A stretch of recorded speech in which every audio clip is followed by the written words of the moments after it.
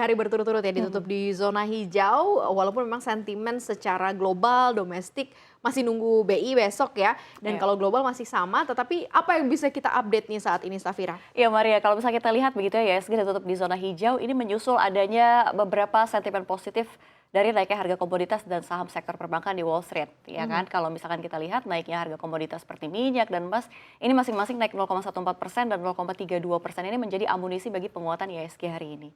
Dan kalau misalkan kita melihat begitu ya, ada bursa Wall Street, ada Dow Jones Index ini yang menguat di 0,12%, Nasdaq menguat di 0,9, dan yang paling tinggi begitu ya S&P 500 ini menguat di 1,14%.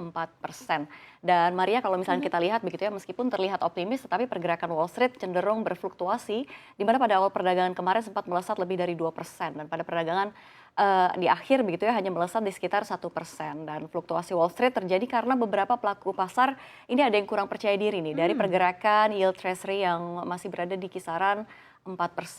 Oke, Gitu. walaupun galau tapi ditutupnya Iya. hijau, makanya jadi terimbasnya hijau juga ya. Kalau di Asia seperti apa, Ya, Safira? kalau misalkan kita melihat begitu ya di Asia Pasifik, indeks bursa Hong Kong begitu ya dan Shanghai hari ini justru diwarnai aksi profit taking nih usai menguatnya beberapa hari sebelumnya. Investor saat ini juga cenderung masih mengawasi dengan ketat rilis kinerja keuangan emiten di Amerika Serikat untuk menilai dampak dari inflasi yang masih meninggi dan kenaikan suku bunga The Fed. Dan pelaku pasar juga cenderung masih mengkhawatirkan ya resiko resesi yang berpeluang yang timbul Maria akibat aksi The Fed menaikkan suku bunga secara konsisten. Dan kita lihat pergerakan di bursa Asia dan Nikkei 225 yang berada di penguatan 0,6%, Hang Seng dan Shanghai ini terkoreksi masing-masing 1,18% dan 0,51%, sementara di Straits Times Index ini menguat 0,39%. Kalau dilihat nggak Iya. semuanya hijau, ada juga yang terkoreksi begitu ya untuk perjalanan beberapa bursa di kawasan Asia dan juga Amerika Serikat.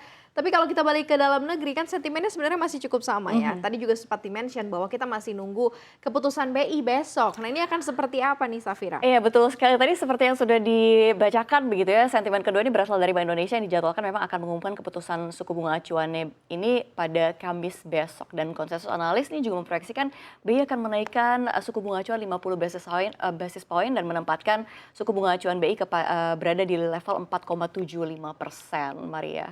Oke. Ini lebih tinggi ya. Lebih tinggi ya. Ya. Walaupun dibilang ada level fair-nya di 50 basis point, tapi malahan justru mungkin saja bisa jadi lebih rendah begitu ya, 25 basis point. Tapi kita lihat nanti akan seperti apa karena suka ada surprise ya. Terakhir ketika menaikkan 50 basis point kan cukup surprise. Tapi kita akan lihat nanti besok seperti apa ya keputusan dari rapat Dewan Gubernur. Next kita ke Fed Fund Rate. Ini akan seperti apa di Safira? Iya, kalau dari eksternal begitu ya, dari mancanegara, para pejabat Bank Sentral Amerika Serikat atau Federal Reserve ini mengisyaratkan Maria bahwa The Fed ini akan menaikkan suku bunga sebesar 75 basis point untuk pertemuan berikutnya di bulan November. Dan kalau misalkan kita melihat begitu ya, investor kini juga masih mengawasi dengan ketat nih perilisan kinerja keuangan emiten di Amerika Serikat untuk menilai dampak dari inflasi yang masih meninggi dan kenaikan suku bunga The Fed. Kalau misalkan kita lihat proyeksi suku bunga acuan masih akan naik 125 basis point hingga akhir tahun ini Maria di Desember. Ini 75 basis point pada November dan 50 basis point pada bulan Desember mendatang.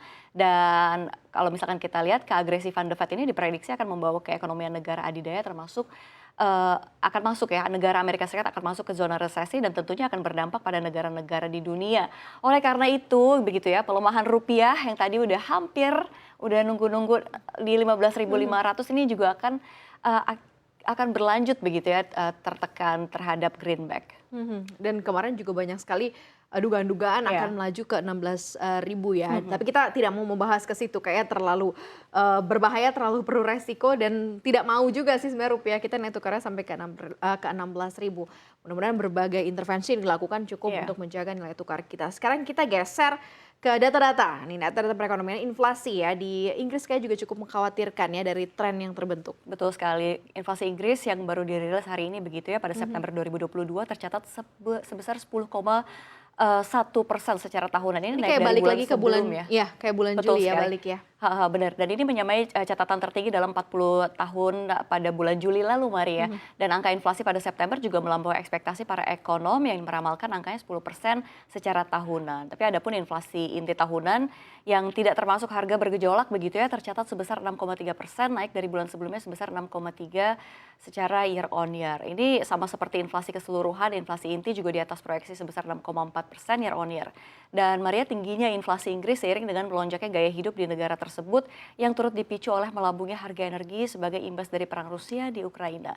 Dan sementara itu inflasi September 2022 kalau secara bulanan begitu ya, ini tercatat sebesar 0,5% sama seperti bulan sebelumnya begitu ya. Namun kalau misalnya kita lihat besarannya juga masih di atas ekspektasi sebesar 0,4% secara bulanan. Dan kalau misalkan kita lihat Inggris begitu ya, memang sedang dalam krisis ekonomi yang akut begitu ya. Hal ini juga didorong oleh kenaikan harga energi dan pangan. Ini tentunya membelit masyarakat di Inggris. Dan kalau misalkan kita lihat data pada Agustus menunjukkan bahwa ekonomi negeri Big Ben begitu ya, itu telah merosot sekitar 0,3%. Dan ini Downing Street menyebut ini diakibatkan oleh lemahnya manufaktur. Dan sama seperti di Amerika Serikat, Maria, ini krisis di Inggris juga tentunya dipengaruhi oleh inflasi. Kalau kita pernah lihat di arah beberapa artikel sebelumnya begitu terkait mengenai perekonomian di Inggris, di ibu kota London begitu ya, sempat juga ada banyak sekali artikel tentang kesulitan mendapatkan makanan, membayar biaya tagihan listrik yang melambung begitu ya. Ini mungkin memang sedang dialami oleh warga Inggris karena ya inflasinya pun melajunya juga sangat tinggi. Dari tren Januari yang 5,5% kemudian melambung terus sampai peaknya atau puncaknya di Juli 2022 di 10,1, berhasil ditekan tapi sampai ke level 9,9 saja, kemudian balik lagi ke 10,1. Ini sudah masuk ke kategori stagflasi sebenarnya ya, angka pertumbuhan inflasi double digit, dan sebenarnya banyak sekali yang harus dilakukan gitu ya. Tapi pemerintah Inggris pun tampaknya sudah melakukan banyak hal, karena kita sempat juga ngobrol waktu itu dengan ekonom juga dari Inggris, kebijakan dari monetary policy, fiscal policy, membantu secara langsung. BLT pun juga dilakukan sebenarnya untuk warga Inggris menyambung hidupnya gitu ya di sana. Ya, kita berharap segera membaiklah ya kondisinya ya.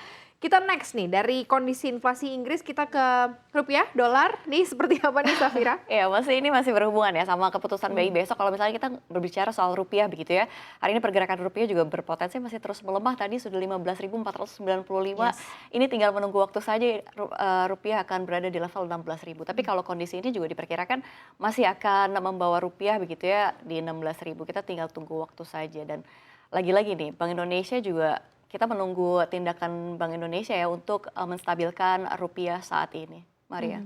Apakah keputusan besok BI 7 Days Reverse Repo Rate dinaikkan gitu ya dengan level yang tepat dan cukup aman?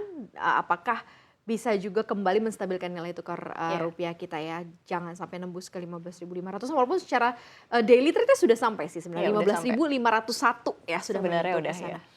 Oke, kita tinggal tunggu nanti berbagai macam policy dan kebijakan apa yang dilakukan oleh pemerintah. Kita perdalam begitu ya.